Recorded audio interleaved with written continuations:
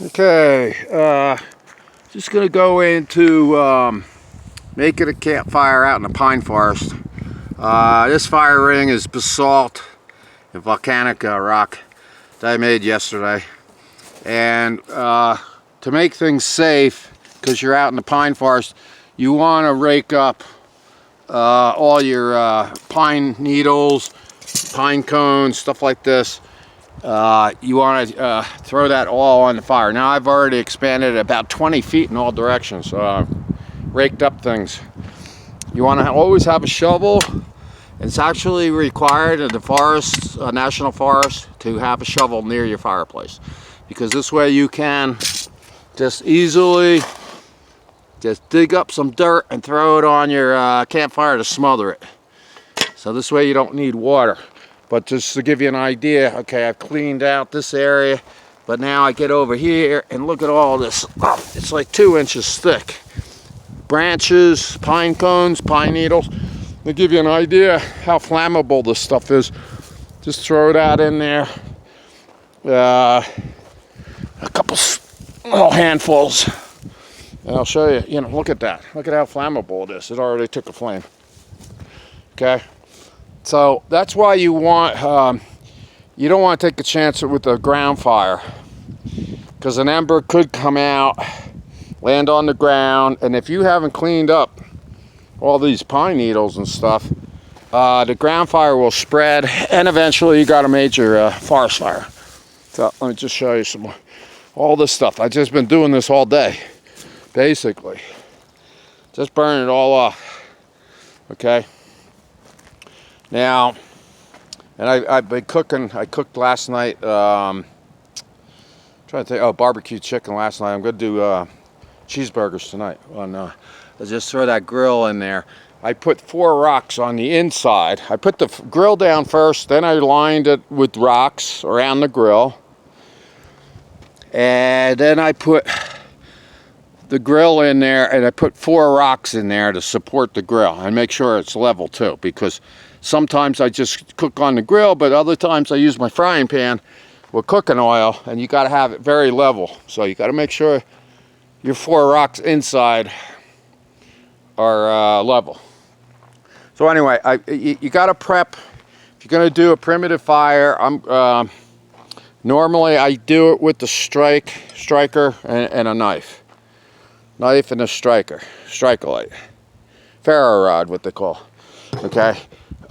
You can also use magnesium, which you're going to carve off the magnesium into a little pile, and then use a striker light to get the spark to ignite the magnesium, which will be over 2,000 degrees. So it's another way to do it.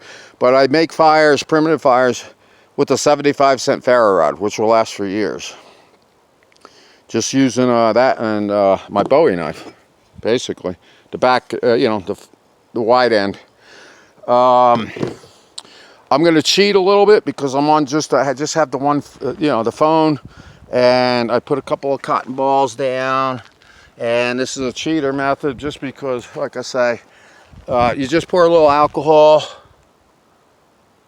on the cotton balls, and then I'll use the striker light here just to make it go quicker, because sometimes it can take a long time. So just give me a second here. I'm going to put the phone down for a second.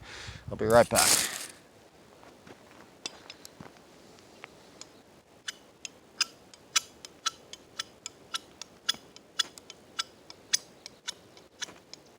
Okay, so there she goes. It's already started up. You got your pine needles that you crushed up. I went upside down there. I hope the angle of the phone isn't all screwed up now. But anyway, that's all you're going to be doing.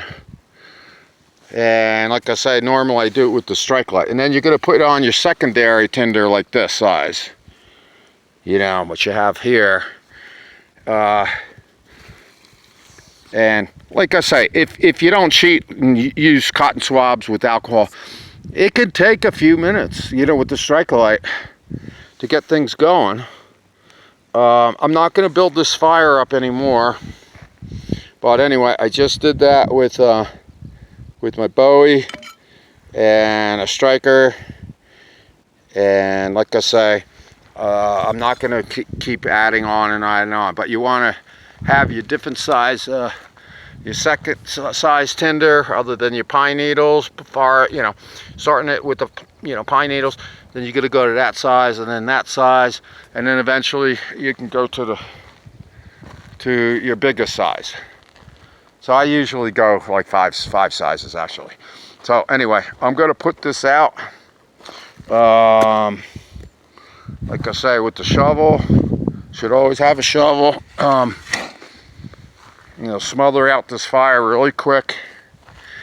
That's why Fire Service always says have a shovel. Put out your fires just because you might not have water. So as simple as that. And maybe one more scoop of dirt. And the fire is smothered. It's out. It's out. It's out cold. Okay? So that's why you just have a collapsible shovel handy near your fireplace. This way you don't have to have water. Water's good too. If you have water, just have that as a backup. I also have not only 15 gallons in jugs. I've got 25-gallon water tank, and I also have 2 fire extinguishers inside. So you want to be prepared if you're going to be making, campfires. Like I say, you want that all that ground debris, branches, pine cones, pine needles. Stuff is very flammable.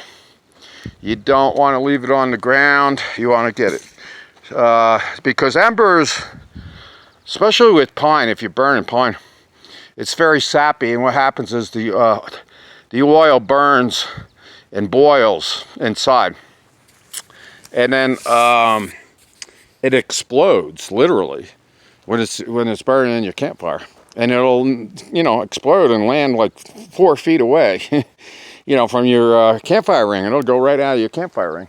So that's why I say you want to just make sure you're picking up all this debris and burning it off. Just keep throwing it in there until you've cleaned out a good 20 feet, I would say, would be good. I'll just give you an idea of easy fire starting techniques.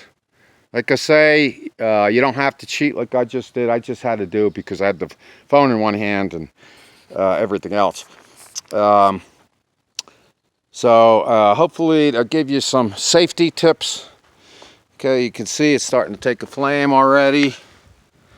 And that's why you want to clear out all that debris, not only around your fireplace, because like I say, embers can pop out of the fireplace and land 3 or 4 feet away, start a ground fire.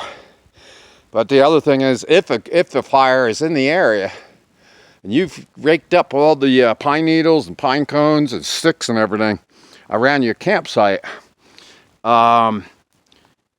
there's a better likelihood that when you get back, you're going to probably just evacuate really quick out of your vehicle, and you're going to have to leave your trailer. A lot of times you don't have enough time to hook up and pack up your campsite and all that kind of stuff. So you might just have to leave really quick. But if you've raked everything up, these forest fires, a lot of times the trees don't catch on fire really bad. Sometimes it's just a ground fire, but it'll spread like wildfire, like it literally, if you haven't raked up the area. So anyway, that's this episode. How to make a primitive fire, how to pine needles, and like I say, you want your shovel. There used to be a fire right here. It's all smothered out. And that's Eagle Eric signing out.